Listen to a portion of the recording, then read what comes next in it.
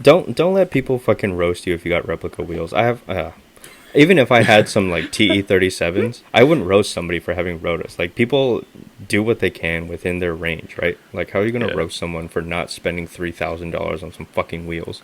See, Andrew's making a case for himself prematurely. I'm just kidding. I thought about fuck you. I thought about buying some.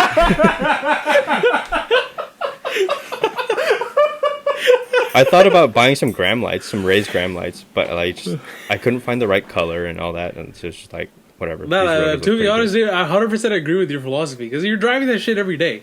Yeah. And legit, that day when you blew your tire, if you had T37s on, you'd be fucking stressed, dude. Yeah, dude. Holy shit. Yeah, I got a little tiny paint chip on it. I'm pretty butthurt about that already. So.